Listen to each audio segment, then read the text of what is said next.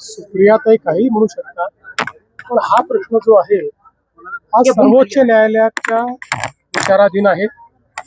आता सर्वोच्च न्यायालय या संदर्भात निर्णय देणार आहे, पण त्यापूर्वी लोक न्यायालयाने हा निर्णय 2024च्या विधानसभा निवडणुकीत दिलेला आहे. आणि लोक न्यायालयाने शिवसेना ही सन्माननीय एकनाथराव शिंदेजींची आणि राष्ट्रवादी ही अजितदादा पवारांची आहे, यावर शिक्कामोर्तब केलेला आहे. ठीक आहे, आता सुप्रीम कोर्ट काय करतात याकडे सगळ्यांचं लक्ष आहे, पण सुप्रीम कोर्टही हाच निर्णय दिला अशी आम्हाला अपेक्षा आहे.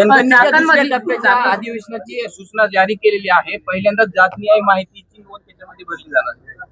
पहिल्यापासून आम्ही सांगत होतो की केंद्र सरकारने जातनिहाय जनगणना ही घोषित केलेली आहे. त्याचे टप्पे असतात, त्यानुसार ते होईल आणि आता त्या संदर्भातली कारवाई सुरू होते. याचा मला आनंद आहे. एक खूप मोठी मागणी अनेक वर्षांपासून होती, कुठल्याही सरकारने कधीच ती मान्य केली नाही, पण मोदी सरकारने ती मान्य केली. त्याबद्दल मी मोदी सरकारचे मनापासून आभार मानतो.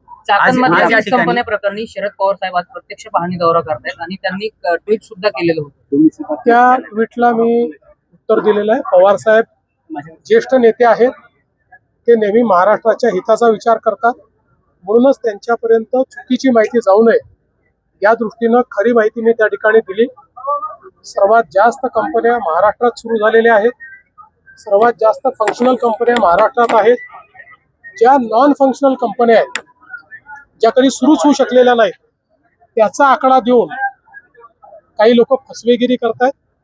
मात्र आता माझ्या ट्विट नंतर सगळ्या गोष्टी समोर आल्या आणि चाकणचा जो विषय आहे तो निश्चितपणे गंभीर आहे, तो आम्ही गांभीर्याने घेतलेला आहे. असं लक्षात येत आहे की 5-7 एजन्सीजमुळे त्याचा कोणी वाली नाही आहे. त्यामुळे जिल्हाधिकाऱ्याला त्याचा वाली करून त्यांच्या अंतर्गत सगळ्या एजन्सीजचं कोऑर्डिनेशन करण्याचा आम्ही प्रयत्न करतो आणि त्यातनं तिथले ज्या काही समस्या आहेत त्या आम्ही दूर करू. काल खरं म्हणजे लोकसभेचे विरोधी पक्षनेते श्री राहुल गांधी यांनी जो छिछोरेपणा केला तो कुठल्याही परिस्थितीत अशोभनीय अशा प्रकारचा आहे.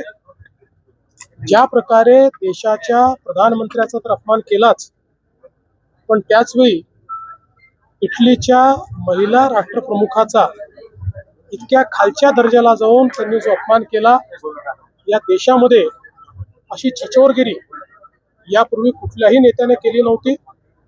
गल्लीतले नेते देखील अशा पद्धतीनं वागत नाही.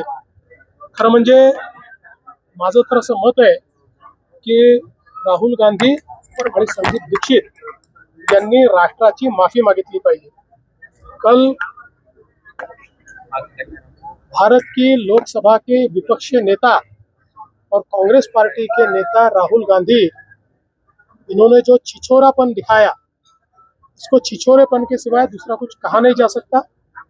ऐसा छिछोरा नेता इससे पहले भारत ने कभी देखा नहीं. जिस प्रकार से मंच के ऊपर प्रधानमंत्री जी को तो अपमानित किया, लेकिन इटली की एक महिला राष्ट्र प्रमुख को जिस प्रकार से अपमानित करने का काम हुआ. भारत में महिलाओं का सम्मान करने वाले हम लोग हैं और इतने बड़े नेता इस प्रकार से जब बात करते हैं, गली का नेता भी ऐसा छिछोरापन नहीं करता.